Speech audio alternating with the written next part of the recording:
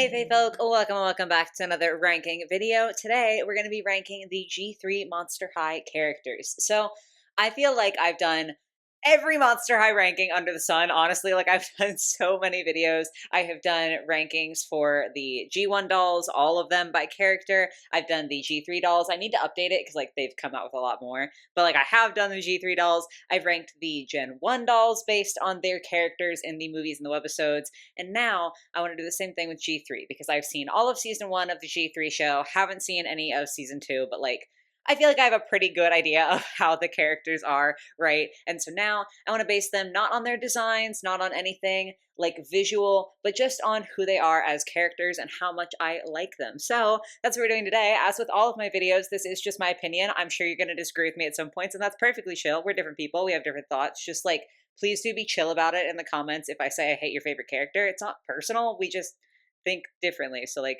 it's okay. But yeah, I'm really excited to get into this. I prepared this video so long ago and I just like have been putting it off. I don't know why. Like there's just been other stuff that I've been like, oh, I'll put that out first. So I don't remember what all characters I included. I know I did not include every single G3 character. First of all, just because that would be like a much longer video, but also because I just don't feel like I have enough thoughts on a lot of them for it to like feel relevant or like feel important enough for them to be in the video. There really wasn't any rhyme or reason for like who I decided to cut in and out of the video. Like I don't have any strict lines there. I just kind of did it willy-nilly. So, you know, it is what it is. I can't even like replicate my thought process probably. As I'm going through it, I'll probably be very confused, just like some of you will probably be very confused, but that'll add to the entertainment value. So yeah, that's what we're going to be doing today. If you guys do find yourself enjoying, if you could like, comment, subscribe, all of that typical fun stuff. But yeah, I think that's enough of the intro. Let's go ahead and get into the characters. Okay, so as per usual with my ranking videos, I am going to be using Procreate. We're going to be hoping against hope that my new like screen recording app functions this time because I've had some rough luck with it in the past. Realistic, I don't have anything wood. I should be knocking on wood. Anyway, hopefully it'll work out. The tiers we are working with today from top to bottom are my favorites. Love them. They're chill, barely present. Because like I cut out the characters that truly were like one and done for the most part, I think. Again, I don't really know what I was doing. But there are still characters that I feel like the barely present tier is for when I don't know how I feel about them because I feel like I haven't gotten enough information about them. Then we have no, and low-key hate them. So we're going to be starting off with Claudine. And I feel like a lot of people really don't like G3 Claudine. And I guess I can understand it if like the Gen 1 media was like something that was very near and dear to you. I don't know. Me personally, like I never saw the Gen 1 media as a kid. And like I have grown to like Claudine's dolls more as an adult than I did when I was younger. So maybe it's just the fact that I don't really have like any nostalgia tying me to the old version of her character. But I really truly don't understand why people hate G3 Claudine so much. Like she's not my favorite character. We'll spoil that right out the gate. But I do think that she's fun. I feel like she's like a strong person. I feel like she is like really growing into her own. I should have said spoiler alert at the beginning of this video. Spoiler alert. Anyway, yeah, I feel like she is a very real feeling character. Like I can relate to like the emotions and stuff that she goes through. Like they just feel very plausible. I think she's very well written. So like I don't know what the issue is. That being said, there are a lot of other characters that I just feel more connected to. I'm debating between love them and they're chill.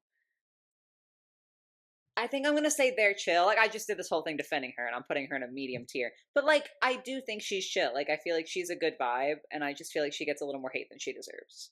Then we have Draculaura, who is just so fun. I really do just love her. I kind of had mixed feelings about her in Gen 1, and sometimes I did find her, like, kind of annoying. Like, when she was good, she was really solid, but she just felt very inconsistent to me. I really do like G3 Drac. I think it's really fun that she's, like, super smart, but, like, a little bit insecure in that, like, she is kind of a perfectionist, and she feels like she has to be the best of the best. I don't know, like, I feel like that's relatable to me on some level. She's funny, and she's kind, and she's like a really good friend. I think she's a cool person. Like, I feel like I would like to meet this version of Draculaura. I feel like we'd get along. She's gonna go into Love Them because she's still not quite my favorite, but I do really enjoy her character in G3. Then we have Frankie, and I love Frankie so much. I just really, really enjoy them. I will say I feel even more connected to them in like the live action version of G3 Frankie. Like I just really get that version of them, but I still do like the animated version as well. They're like quirky and kooky and like figuring stuff out, but they're smart in their own right and like they definitely know a lot of things. I don't know, I feel very much like I can relate to the version of G3 Frankie that we see in, again, especially the live action, but in the cartoon as well. I just really do feel like they are quite relatable and quite fun, and I enjoy seeing them on screen. So they're gonna go right into my favorite. They're also non-binary rep, so like, of course I'm gonna love them. Then we have Cleo, and Cleo's a hard one for me because, like, I do like her character in the show, especially compared to G1 Cleo. Like, I just didn't really vibe with her as a character. I like that she's still sassy and still very much like full of herself in a sense that like she does think she's kind of hot shit because of her lineage, and like she does think she's kind of all that, but it's not in a mean or like aggressive way. And personally, I really like that just because it makes it feel more like a character flaw than like she's low key a villain, if that makes sense. But I also feel like we don't get to see that much of her, at least in season. Like we see some, but I feel like we could get more. I think I'm gonna put her in there chill because I do like what I've seen. I want to get more of Cleo, you know. Then we've got Laguna. I don't know. I want to like Laguna. I don't like hate her. I don't think that she's a terrible character. I just don't feel like I relate to her as much as I do some of the other characters, and I don't feel like I feel like if I met G3 Laguna, we would totally get along in the sense that like we would be able to be civil together or we'd be able to have like a conversation. Like it wouldn't be on site we're fighting or anything crazy like that.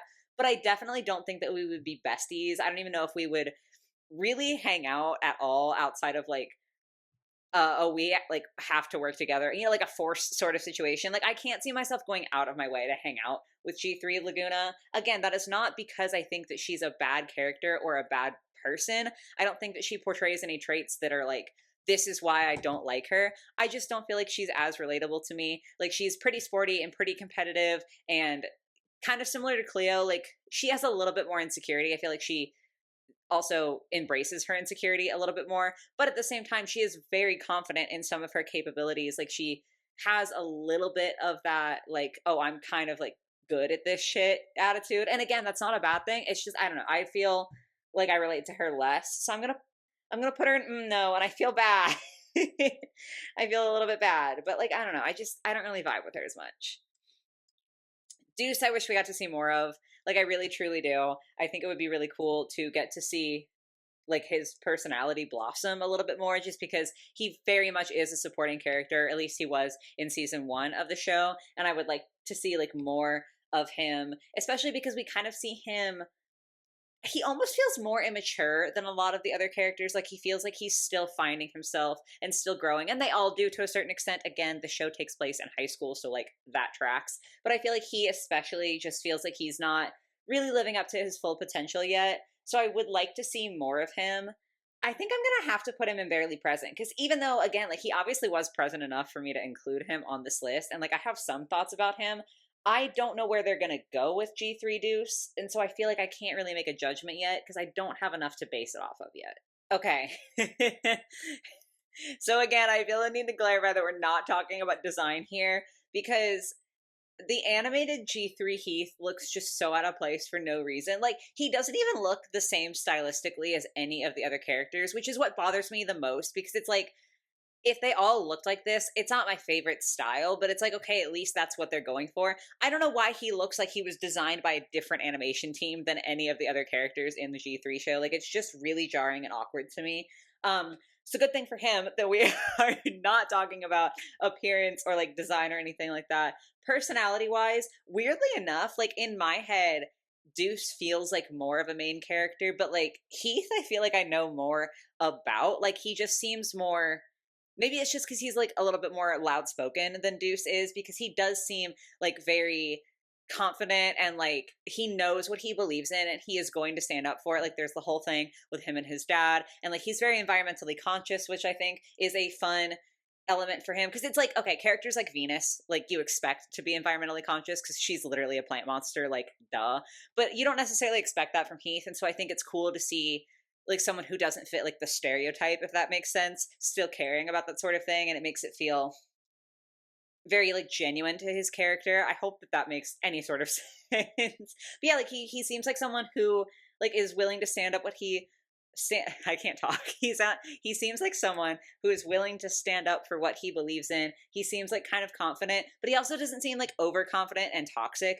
You know what I'm saying? Like the way that he is with Abby in G3, I feel like is very natural and very chill, and he's very much not like G1 Heath could be really toxic at some points, and I don't feel that way about G3 Heath. So I feel like they removed the negative part of his character and like left the good stuff, and I just really really enjoy it. I think this is really solid. He's going to go into their chill. Okay, Toralei. I really, really think Toralei is very, very well written. She goes from like the mean girl, the villain, like the one who's trying to get the main cast in trouble or kicked out or whatever the case may be, to being like an ally to them and a friend to them. And I just feel like the way it's written is so natural and so believable. Like, at no point was I like, oh, that's a weird shift. Like, why did Toralei suddenly start feeling that way? Like, you can really see her motivations for why she is the way she is and why she changes to become how she becomes. And I just think that, like, she's not my favorite character, but I do think she is one of the most well-written characters in the G3 show, at least as far as I've seen it. I think she's really impressive, and I do think by the end she is like a character that I do like. You know, I liked seeing her grow, and I like who she's becoming, and I like the promise of like who she could continue to grow up to be. I think she's really, really solid. She's gonna go into Love Them. She's right next to Draculaura, her girlfriend. If you didn't watch my ranking, oh my god. If you didn't rate, I misspoke and now I'm like flustered about it. If you didn't watch me rank the Monster High ships, I ship G3, Drac, and Toralei. Anyway, Abby. Abby's cute. Gosh. I like her like in conjunction with Heath. I do think that she's like a decently relatable character, but not gonna lie, in her introduction episode, like the whole thing is that she kind of accidentally crashes a party that Draculaura had been planning, and like nothing goes the way Draculaura planned it, mostly because Abby is there. And so it's not that I dislike Abby or think she's a bad character, but I felt so bad for Draculaura in that episode because one of the worst things that I personally can experience is my plans changing rapidly without my control. It genuinely hurts. Like it's the worst. It's absolutely horrible. I feel like I kind of associate Abby negatively because even though it wasn't her fault and she wasn't doing it intentionally, like I felt Drax's pain in that moment, and so I feel like it's harder for me to love Abby. So she's gonna go in there too.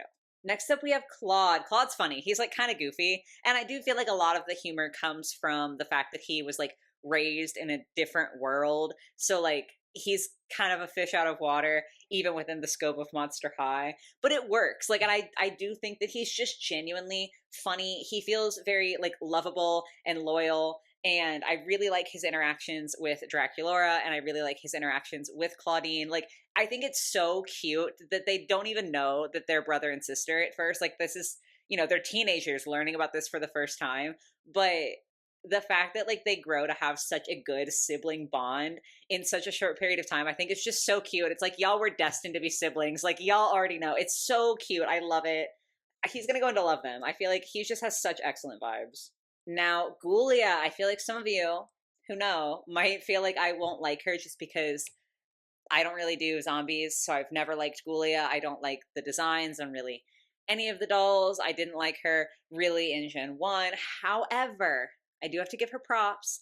I think that she has a pretty decent character in G3. I feel like she kind of defies the zombie stereotypes. And like, I know she did in Gen 1 too. Like, the whole thing was that she's super smart and you wouldn't expect that. And like, I get it. But I feel like she does a better job of it in G3, at least me personally. I don't know. Maybe I'm just biased. I really like G3. I don't know if you could tell. But I just think that she's very well written, especially the episode where she's kind of like competing with Draculaura. I feel like she's really displaying the fact that she is not at all ashamed of like the type of monster she is. Like, she's proud to be a zombie, and she wants to prove to people that zombies can do anything other monsters can do, even if they might have like their drawbacks, like they have their weaknesses. I feel like Ghoulia just really wants to rise above that and wants to like be a really positive representation for the kind of monster that she is, and I do admire that about her. She also likes video games, and I think that that's really fun. Like, I don't know, she's fun. She seems quirky and cute. I don't adore her, but she's gonna go into their chill. Then we have Gil, and Gil is gonna have to go in Barely Present. Like, he's just going to have to. He seems good so far. I definitely want to see more of him. I think his and Laguna's relationship is really cute. He seems like a little bit more soft spoken. I feel like I made a whole video about G1 Gil. If you didn't see it, you should probably watch that, because like that's gonna make this comparison make a lot more sense. I feel like G1 Gil to me read a bit more as like insecure and like a little bit afraid, and like he wants to do the right thing, but he just doesn't quite feel like he can. Whereas G3 Gil to me feels a little bit more like he's soft spoken, but like firm in his beliefs, if that makes sense. Like with the whole thing with Laguna, when she's upset because the freshwater monsters have the seawater monster talisman, and like she learns that they took it from her ancestors. Like Laguna's very upset about that, and I feel like Gil is just so calm and so like mindful about it. He never once is in her face or tries to refute it. He's like, okay, yeah, it does seem like that's what happened. He wants to make sure he gets like the facts right, but once he realizes it's true, he's not trying to tell Laguna not to be upset about it. He's not like anything negative in that way. He's very supportive of her. In fact, he's the one who is like, actually, you should be the one to take this back. Like, I don't want to earn it back and give it to you. I want you to earn it back because it's your right. Like, you should get to do this. And I just feel like he's really chill, very like quietly supportive. So I like where he is right now. I just need to see more of him. So I feel like he has to go in Barely Present.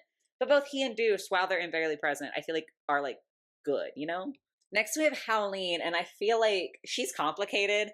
She's just like hard for me to get a read on. I do think that she ultimately has better motives and is kinder than the other members of the wolf pack, which I don't know. I didn't bother to put them on here, sorry.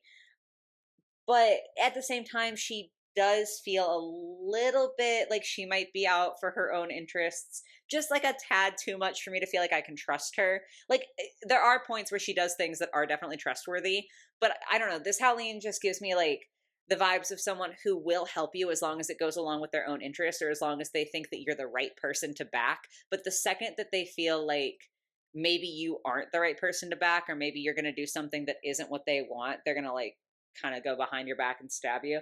That's just the vibe I get. I'm sorry. I don't know. She just like, she feels suspicious to me. So I'm going to put her in no. I'm so sorry. Kuma, I don't know. I don't even know why I put him on here, to be honest. Like, he is just barely present, ultimately. I feel like there's the one episode where he kind of like teaches Frankie a lesson in what's appropriate in terms of learning about and trying to appreciate a culture that isn't yours, which is chill, like that's good. And then he's also in the first episode, and in the first episode especially, it feels like his purpose is really just to facilitate Claudine showing off that she is in fact a monster. So I don't know. I guess Kuma feels like a non-character to me, at least as far as I've seen. He feels more like he's there to prop up other actual characters, and he's kind of just like existing. So he's gonna go in Barely Present. Probably he deserves it a lot more than like Gil and Deuce do. I don't think he's terrible. I definitely don't think he's a bad character. I just don't feel like he's done anything in his own right yet. Manny is adorable. Oh my god, he's such a nerd. He's so funny. I know I would get along so well with Manny. Like, he just wants to hang out in the library and read encyclopedias. He just knows too many things, and he loves puzzles. Me and him would vibe so hard. Absolutely. He's going to love them. He's not quite my favorite, but I really like Manny. Skelita, she was only really present in like one episode, maybe two. I can't remember. It doesn't feel like much, but I did like her while she was on screen. I feel like she was a cool character. She's like very connected to her family and like wants to do them right. Kind of like has a little bit of self-doubt, like doesn't always trust her instincts, but like she learns to do that. I think she has a lot of potential, but I feel like I inherently have to put her in Barely Present just because she like wasn't there that much, but she's got good basis. Spectra. How do I feel about G3 Spectra? Obviously, I love the doll, but I don't know. She kind of also feels like a non-character to me, at least right now. Like, I just don't know that much about her. Yeah, it hurts me because I love Spectra on like a base level. Like, I just will always have a soft spot for Spectra. but I feel like I again have to put her in barely present because we just don't have enough character development for her yet. Okay, we're at my girl Twyla, and I love this little cutie patootie so much. She's so precious, and I feel so aggressively seen by her. We're gonna get like a little personal right quick, and maybe a little controversial, but like here we are. I know that self-diagnosis is like a questionable thing on the internet. There's a lot of debates about whether it's valid or whether you really cannot say that you are or are not something unless you have been professionally diagnosed. So like there's that. I would self-diagnose myself as being autistic, and I feel very strongly about that. In my area, I have called around. I can't use insurance. It would cost me $5,000 minimum to get a professional diagnosis of autism, or like, you know, to go in and get tested. And I don't have $5,000 to go do that. Like, that's just not something that is even remotely feasible for me to do. So I don't have a diagnosis. That being said, if you gave me $5,000, I almost with certainty, like, I mean, I 100% feel like I would walk in and walk out with a diagnosis, right? So, like, I would self diagnose myself. I just don't really say that shit because I don't really want to start a fight. Like, I don't want people to be like, oh, that's not okay.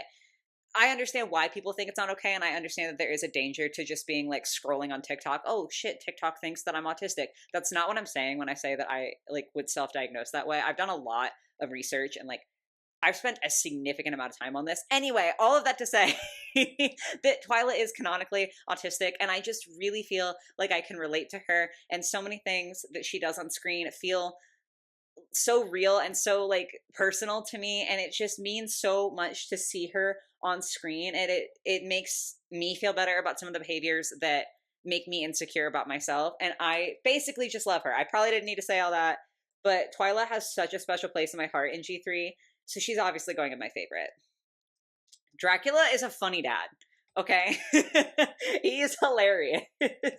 Just the way he acts is so stupid all the time. Like, he's just such a goofball. He's a little full of himself. Like, he's famous and he knows it and he likes it. And I do think it's genuinely funny.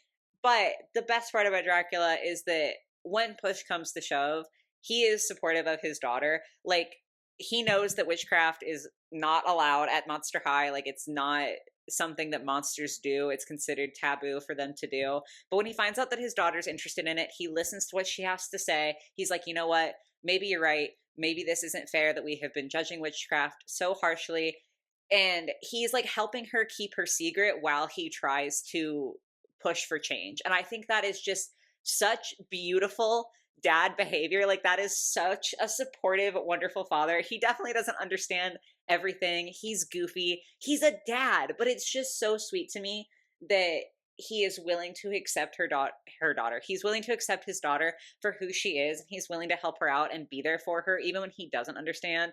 It's just perfect. So even though he's really not present at all, he's going in there chill. I don't know. I feel like the barely present tier, I've really been muddling, but there it is. Bloodgood goes straight into barely present. Am I going to rank her lower? I might rank her lower. Because here's the thing. I had the same complaint in Gen 1 of Monster High where I was like, where are the adults? Like, where are all of the people who should be dealing with this instead of the children?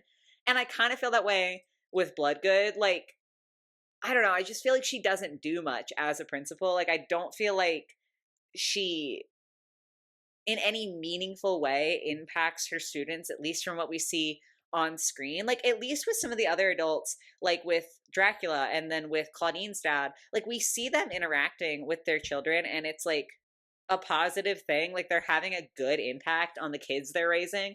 I feel like Bloodgood just exists to like be an adult, like not even to actually adult supervise this school full of children, but just to like be there on paper. It's like, oh yeah, whatever happens is okay because there was an adult in the building, but like she doesn't do anything. Yeah, I'm gonna rank her lower. Sorry, she's going no, just because I feel like she's barely present in the worst way humanly possible.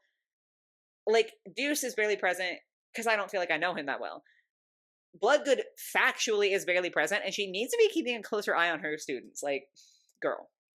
Anyway, Apollo, we're almost done. Apollo is Claudine's father. I think he's super chill. The first episode where he gives Claudine the moon claw that was like her mom's necklace and everything, and he like sends her out and he's like playing it cool, playing it coy, and then she discovers Monster High and he's like, dang, I can't believe she found it on her first night. That is so, I just love that. Like, that's such wonderful dad behavior because he knows exactly what's happening, right? Like, he's not letting her just wander off willy-nilly. Like, he's kind of aware of where she's going and what she's probably going to discover and like, you know, the path that she's on. So I feel like he's letting her be independent as a teenager, but like he's still cognizant, right? Like, he's not like Bloodgood. He is aware of what's happening. And I think it's just so cute the way that he's framed and the fact that he like essentially hands Claudine a key to go to Monster High, but he doesn't tell her that. He lets her discover it on her own, and he lets her take that step on her own. He lets her be her own person, but he's there behind her, like, very gently. Like, he's ready to be there when she needs him to be there. And then also Claude, like, the fact that this boy pops out of a portal and is like, hey, surprise, I'm your son. And I mean, we don't like see all of it on screen, right? Like, it might have been iffy. But what we see on screen is Apollo just, okay, sick, you're my son. You want to come to family like dinner nights? Like, let's do this. He's just so accepting, and like he is his son. So, you know, there's that. But real world will tell us that parents are not always accepting of their children, even if they grow up with them, let alone if they just show up after what, like 15, 16, 17 years, something like that, out of the blue. And the fact that he just welcomes Claude into his life with like open arms and immediately becomes the father figure for him and immediately is like, okay, yeah, like, my home is open to you. You know, you and me and Claudine can bond. This is going to be wonderful. Apollo is a great dad. Sorry, I'm like, I clearly have a lot of feelings about this. I genuinely think he's just a wonderful dad. He's going in there chill as well, because realistically, he is also barely present, like, compared to some of the other characters. But he's so good. Katarina is the worst, and I hate her so much. But that makes it hard. I feel like, okay, I have to rank her and I hate her, right? Because she's the villain. She's terrible. Everything she does is awful, from the way that she wants to keep Claudine's mom trapped to the way that she learns about talismans specifically to create her own so that she can take all the power for herself, to the way that she disregards her daughter and mistreats her daughter in her pursuit of power. Like, she's just terrible, right? So I feel like she inherently has to go in low-key hate them. We'll go ahead and pop her in there. But I do feel like I need to make the caveat that she's a very well-written character. Like, when you can write a character that is hated, that character is doing its job. Like, it doesn't mean she's nice. It doesn't mean she's kind. But I will say, I hate Katarina, so I have to give props to the writing team for making her so hateable, because they've created an effective villain with her. Like, I didn't want to see her succeed, and she frustrated me, and she made me upset when she was on screen, which means that she was serving her function. So hate her, but good job for her being her, I guess. But yes, that finalizes my ranking. I feel like it's pretty normal at this point for me to have like a lot in the middle, but I do like a lot of the characters, and especially like the barely present tier. I feel like I need to say again, so many of those characters, honestly, all of them, they have so much potential. I just want to see more of it. So like, even the barely present tier, I feel like needs to be counted as like, they're chill. I just need more. I don't know if that makes sense. But overall, I think it's a really solid ranking. And I really genuinely do like the G3 show. I know like a lot of people don't, and that's fine. Like, everyone is allowed to have their own opinions. But personally, especially like, because I did view all of the media kind of in the same time frame. Like, I didn't grow up, like I said, with the G1 show or G1 movies or anything like that. So I don't have any nostalgia. Having watched all of the Gen 1 media and then immediately jumping into the G3 media, I feel like it's fair of me to say that I have a more objective lens on it than some people. And the G3 media is ultimately much better written. It doesn't have some, I don't want to use the word depth. I will say that there are fewer characters like Nephra, like fewer really just awful characters, but I kind of like it for that. Again, it feels like comforting. It feels like there are characters you can hate, like Katarina. There are conflicts that can go on, like the whole thing with witchcraft and Draculaura and like that tension.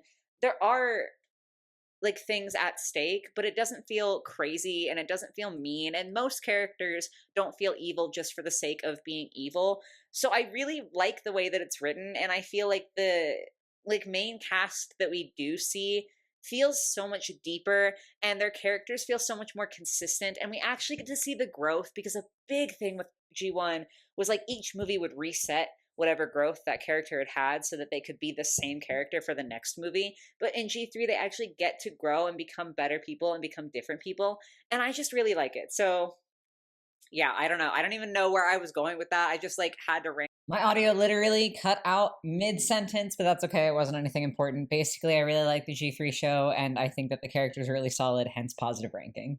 But yes, those are finally all of my thoughts. A lot of those weren't even relevant. I don't know why I talk so much, but I am in a blabby mood today. Clearly, I have been talking for so long. I'll probably cut down a lot of it for like your viewing pleasure because I was out here rambling. But yeah, that's all of my thoughts on the G3 characters, or at least the ones that like I feel like kind of more of the main cast of characters there. Definitely let me know all of your opinions in the comments down below. I'm very curious to see how y'all feel about this one and the G3 show in general. Don't spoil anything for season 2 for me, please. I do want to watch it eventually, and like I'm kind of excited about it, so I'm trying to stay spoiler free. But yeah, otherwise feel free to share your opinions. But regardless of what they are, I do hope you were able to enjoy hearing all of mine. I hope you guys have a lovely rest of your day or your night or whatever it might be, and I will catch you in the next one. Bye, guys.